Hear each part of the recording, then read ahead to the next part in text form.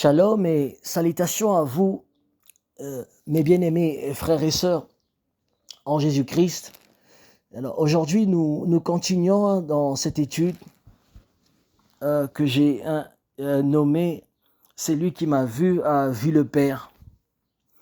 Alors, bien-aimés frères et sœurs, hier on a vu que notre frère disciple et apôtre du Seigneur Philippe était un personnage mystérieux. Et nous savons que la majorité des disciples de Yeshua étaient galiléens. Donc, c'est-à-dire ils venaient de la Galilée. Et Philippe venait aussi venait de Bethsaïda. Bethsaïda qui signifie, de l'hébreu en français, la maison de la pêcherie. Maison de pêche ou la maison de la pêcherie. Et nous savons que André et Pierre, Jean, et aussi venaient de Bethsaïda, et toujours en Galilée. Et alors, à la lumière de l'archéologie biblique, bien aimés frères et sœurs, nous savons que Bethsaïda était tout près du lac Tibériade. Donc, il était tout près du lac Tibériade. Tout le chrétien doit retenir ce nom, le lac Tibériade. Et nous savons, le lac Tibériade, c'est là où le Seigneur marcha sur le zoo. Et la majorité de gens qui habitaient à Bethsaïda et vivaient de la pêche, et à cause de leur proximité ou rapprochement avec le lac Tibériade. Donc le Seigneur Yeshua avait fait beaucoup de miracles à Bethsaïda. Et s'il faut énumérer, entre autres, la multiplication de 5 pains et de 2 poissons, par exemple. La multiplication de 5 pains et de 2 poissons, vous pouvez vous référer dans Jean 6, et à partir du 5e verset, vous retrouver ces récits. Donc, déjà en Galilée, et la renommée du Seigneur était répandue, et Jésus de Nazareth, galiléen, le prophète guérisseur à la carrure de Moïse, le plus grand prophète des Hébreux, libérateur de fils d'Israël, conducteur et berger de fils d'Israël dans la traversée du désert, et Moïse, médiateur et législateur de la Torah ou la loi sinaïtique à Horeb. Donc, dans Philippe, bien aimés frères et sœurs, Philippe était témoin. Nous savons que Philippe était témoin d'un service prophétique entre Jésus et Nathanaël. Philippe sera un témoin de ce service. On peut appeler ça service, pardonnez-moi si vous n'aimez pas ce terme, entre Jésus et Nathanaël. Et on peut le lire pour retrouver ces récits où Jésus et Nathanaël, je crois c'est marqué dans Jean, oui, dans Jean au premier chapitre, et à partir du 43e verset, je pense jusqu'au 29e verset. Alors, laissez-moi le lire, frère. Je lis Jean au premier chapitre à partir du 43e verset jusqu'au 49e verset. Il nous a dit: le lendemain, Jésus décida de retourner en Galilée. Il rencontra Philippe et lui dit: suis-moi. Alors, Philippe était originaire de Bethsaïda, la ville d'André et de Pierre. Philippe à son tour alla voir Nathanaël et lui dit: nous avons trouvé celui dont Moïse a parlé dans la loi et que les prophètes ont annoncé. C'est Jésus, le fils de Joseph, de la ville de Nazareth. De Nazareth, répondit Nathanaël. Que peut-il venir de bon de Nazareth? Viens et vois toi-même, répondit Philippe. Jésus vit Nathanaël s'avancer vers lui. Alors il dit: voilà un véritable Israélite, un homme d'une parfaite droiture. D'où me connais-tu? Lui demanda Nathanaël. Le Seigneur répondit: avant même que Philippe t'appelle, lui répondit Jésus, lorsque tu étais sous les figuiers, je t'ai vu. Amen. Et maître, s'écria Nathanaël, le verset 49, maître, s'écria Nathanaël, tu es le Fils des dieux, tu es le roi d'Israël. Amen.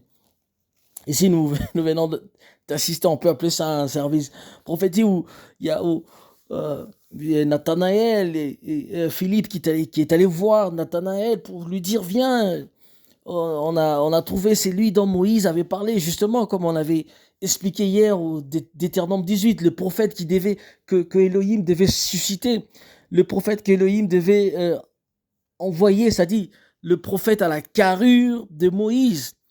On va beaucoup mettre l'accent sur ça, parce que Moïse est le prophète par excellence, hein. Même dans la tradition juive, Moïse n'est pas, on ne place pas Moïse dans la même catégorie qu'Ésaü, et le prophète Ésaïe, Jérémie, Ézéchiel. Non, chez les Juifs, Moïse, c'est vraiment le maître, le rabbénou, le maître. Vous voyez, frères et sœurs. Et frères et sœurs, Jésus-Christ c'est Dieu, frères et sœurs. Jésus est Dieu. Et Dieu avait parlé par la bouche de son serviteur Moïse qu'il enverrait un prophète comme lui. Le Seigneur lui-même étant Dieu, était tenu, d'accomplir cette écriture. Et raison pour laquelle il est venu chez les siens. Il est venu chez le sien, c'est-à-dire au sein du peuple juif, comme un prophète, je dirais le prophète par excellence. Et vous vous rappelez je crois dans Jean, au premier chapitre, le verset 21, vous allez vous rappeler, il a été demandé à Jean-Baptiste, es-tu Élie? Et il dit, je ne le suis point, es-tu le prophète? Et il répondit, non, es-tu le prophète? Il faut le voir dans Jean, au premier chapitre, le verset 21. Parce que vous savez on sait que depuis Malachie jusqu'à la période des évangiles, c'est-à-dire jusqu'à la naissance de Yeshua, il s'était écoulé plus de 400 ans, on sait. Et dans cette période-là, il n'y avait aucun prophète en Israël. C'est-à-dire le dernier prophète, Malachie, de Malachie jusqu'à l'incarnation du Seigneur ou jusqu'à la naissance de Yeshua, il s'est écoulé plus de 400 ans, il n'y avait aucun prophète. Il n'y avait pas de prophète. Aucune goutte. Dieu avait fermé les cieux. Dieu avait fermé les ciels. Il n'y avait aucune goutte. Il n'y avait pas de prophète. Pas de prophétie. Et soudainement, Jean-Baptiste est entré sur la scène. Et répentez-vous, race des vipères. Vous vous souvenez encore de sa prédication? Jean-Baptiste est entré sur la scène. Et pour beaucoup des Juifs, parce qu'il s'était écoulé plus de 400 ans, et pour beaucoup des Juifs, Jean-Baptiste peut-être serait le Messie ou un grand prophète, tout ça. C'est pour cela dans Jean 1, 21, et les Juifs vont aller voir Jean-Baptiste pour lui demander, est-ce que c'est toi est-ce que c'est toi le prophète? Es-tu le prophète, c'est-à-dire le prophète par excellence, à la carrure de Moïse? Et on connaît tous sa réponse. Sa réponse était non, je ne le suis pas. Je ne le suis pas. Et on sait qu'après, il va identifier les seigneurs. Il va dire, voici l'agneau de Dieu qui ôte le péché du monde. Il va identifier Jésus à ce prophète, Jean-Baptiste aussi. Je dirais bien avant, même Philippe va identifier Jésus à ce prophète. Bien-aimés frères et sœurs, Israël est un peuple prophétique. On sait que la parole des dieux venait aux prophètes. Israël a eu comme prophète Samuel, Élie, Ésaïe, Jérémie, Ézéchiel, Daniel, et j'en passe. Mais il faut savoir que je voudrais marteler sur cela. Je sais pourquoi je le fais sciemment. Dans la tradition juive, aucun prophète à la carrure de Moïse. C'est-à-dire, pourquoi est-ce qu'aucun prophète est mis à côté de Moïse? C'est une question, je suis en train de me poser cette question, je tâcherai aussi de répondre rapidement. pourquoi est-ce qu'un prophète est placé à côté de Moïse? Justement, pourquoi? Parce que Moïse est vu en Israël comme un prophète médiateur. Moïse est le prophète médiateur par excellence. Il est le prophète médiateur par excellence, frères et sœurs. Et en Galilée, un homme du nom de Philippe aussi, après Jean-Baptiste, bien sûr, après Jean-Baptiste, va identifier Jésus, notre Seigneur, à ce prophète par excellence, prophète médiateur. Mais bien aimés frères et sœurs, là, je voudrais un peu maintenant entrer dans le vif du sujet. Mais le problème de Philippe, il y avait un problème avec notre bien-aimé Philippe. Le problème de Philippe, je dirais même comme le problème de l'Église en ce temps de la fin où nous vivons, c'est la fascination.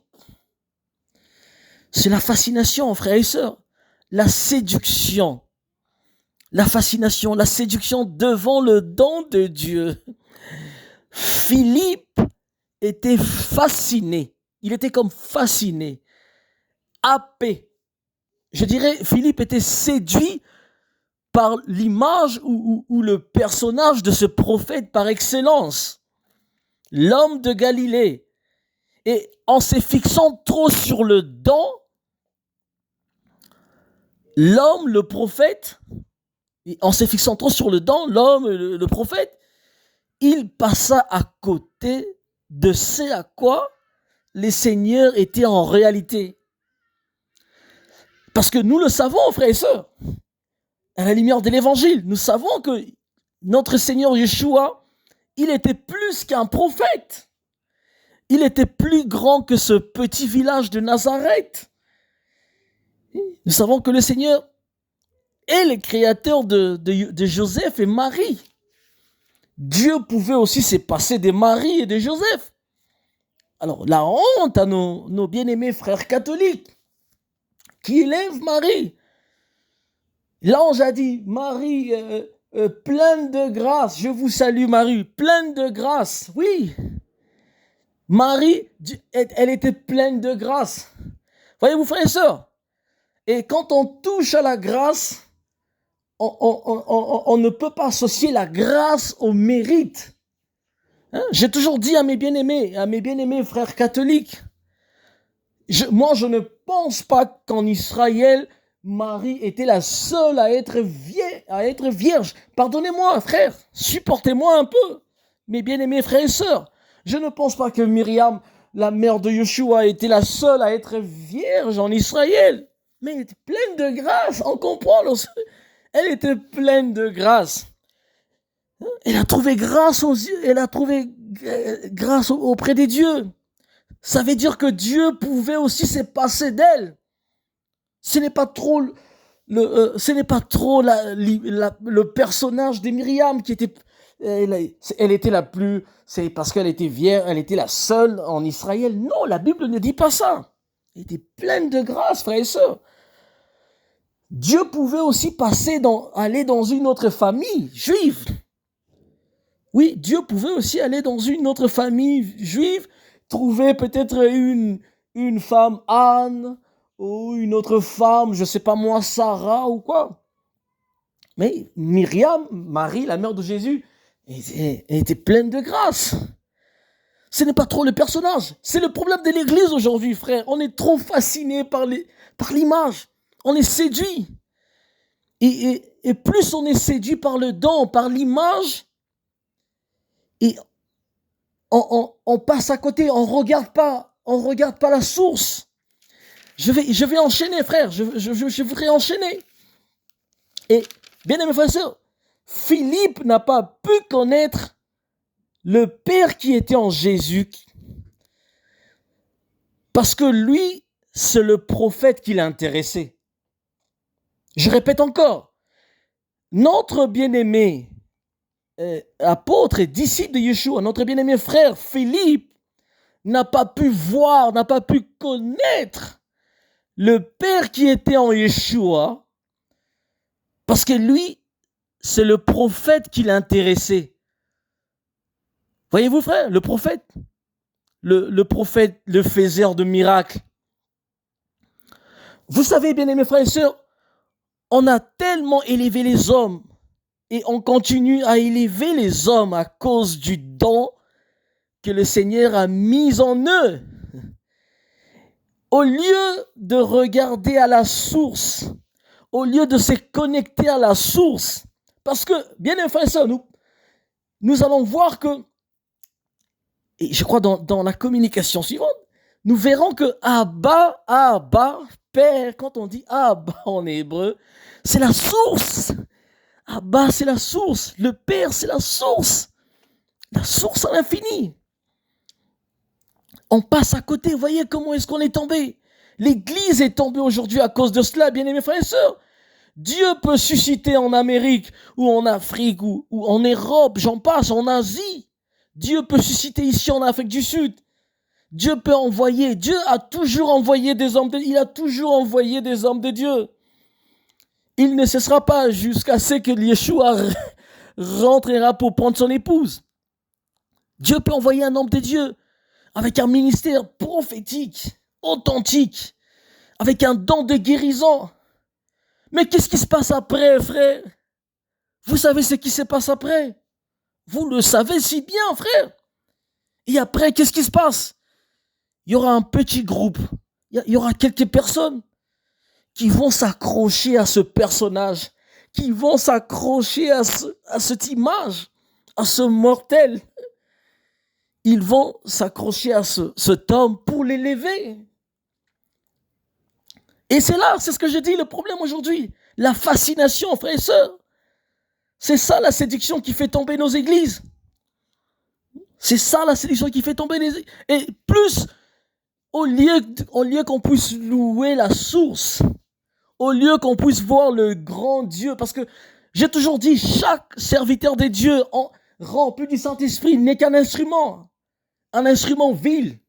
Il est un instrument vil que Dieu est en train de faire bouger. Frère, au lieu de regarder à l'instrument qui est vil, au lieu de regarder à la source, à celui qui est invisible, au lieu qu'on puisse regarder à Elohim, et lui qui fait bouger cet instrument, peu importe qu'il soit noir, blanc ou jaune, mais on élève l'instrument. Frère et sœur, on élève l'instrument, on est happé, on est séduit. Voyez Philippe, on est séduit. Il était happé, il aimait tellement son Yeshua. Il était tellement séduit. Mais il aimait que l'homme, il ne voyait que l'homme. Il ne pouvait pas voir le Père qui était là, le Père qui était en action, le Père qui était dans son Fils. Voyez-vous, frères et sœurs? Et on a fait pousser les églises. Pardonnez-moi. Passez-moi l'expression, on a fait pousser les églises. On a élevé les hommes. Et on a mis le Seigneur Yeshua à la porte de son église. On a mis Yeshua à la porte de son église. Je pense que cette idée est marquée quelque part. Oui, le message du Seigneur à l'église de Laodicée, je pense que ce message est encore valable à l'église d'aujourd'hui. À nos églises d'aujourd'hui, je le dirais. Laissez-moi le lire avant peut-être de chuter. Je pense que c'est marqué dans Apocalypse 3, le verset 20. Je pense c'est moi un verset, le 3, 20, Apocalypse 3, le verset 20. Qu'est-ce qu'il nous a dit? Voici je me tiens, c'est Yeshua qui parle. Il dit voici je me tiens à la porte et je frappe. Si quelqu'un entend ma voix et ouvre la porte, j'entrerai chez lui et je souperai avec lui, je souperai avec lui et lui avec moi. Amen. Oui frère, c'est ce qui se passe aujourd'hui. Jésus est mis à la porte à l'église de Laodicée. Il est mis à la porte. Jésus a été bouté dehors. Jésus, notre Seigneur, a été bouté dehors et remplacé par la pensée de l'homme. On a remplacé le message de l'évangile par la philosophie de l'homme. les hommes je dirais, encaparés de l'église, comme des vautours.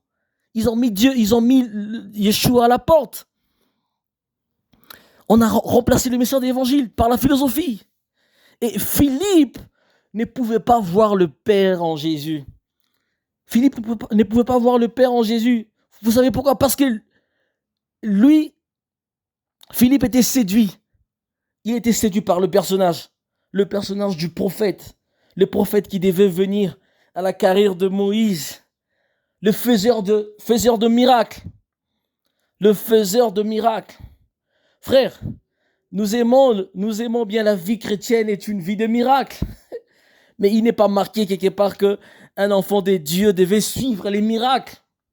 Vous voyez, combien de gens ont déserté, ont fui leurs églises pour aller à gauche, à droite, parce que bon, viens, mon frère, ma soeur, viens chez nous. Ah, notre homme de Dieu là, il est tout fait, tout flamme. Il fait ceci, il fait sauter les gens, il fait danser les gens. Ah, viens, chez vous là-bas, non, mon frère, quitte là-bas, viens ici. Voyez les gens qui sont déboulonnés à gauche, à droite, pour suivre, pour courir derrière les hommes de Dieu, soi-disant de thaumaturges. Frère, combien des hommes et des femmes ont gâché leur vie parce qu'ils ont été fascinés, séduits par un homme de Dieu, un gourou.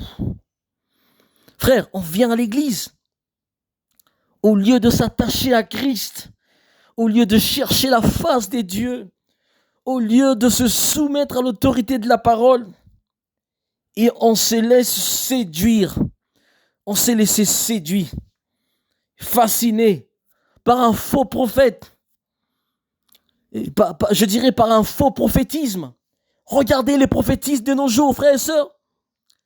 Frères, le prophétisme biblique n'a rien à voir avec la divination.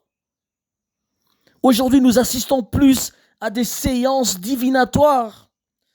Nous assistons plus à des séances divinatoires.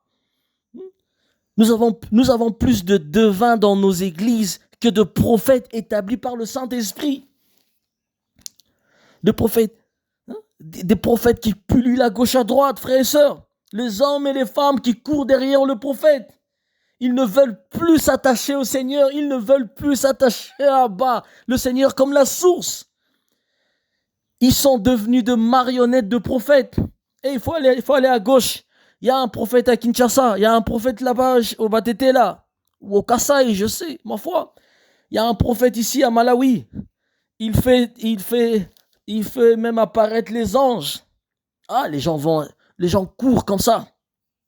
Et, voyez, frères et sœurs, Philippe, depuis longtemps je suis avec vous et tu ne m'as pas connu. J'aimerais terminer par cette phrase, une petite phrase que le Seigneur va dire à Philippe. Philippe, depuis longtemps je suis avec vous et tu ne m'as pas connu, Philippe. Pourquoi? Parce que Philippe regardait ailleurs. Il voyait l'homme, pour lui, un prophète. Oui, à la carrure de Moïse, comme je l'ai dit. Il ne voyait que ça, un faiseur de miracles. Un homme qui pouvait multiplier le pain, multiplier le poisson, marcher sous les eaux. Un thaumaturge. Mais il ne voyait pas mais la parole qui était là. Frère, la parole incarnée. Elohim Akadosh, la source. Il ne pouvait pas voir le Père. Parce qu'il ne voyait que l'homme. Il était fasciné par ça. Que le Seigneur vous bénisse. Toda Shalom.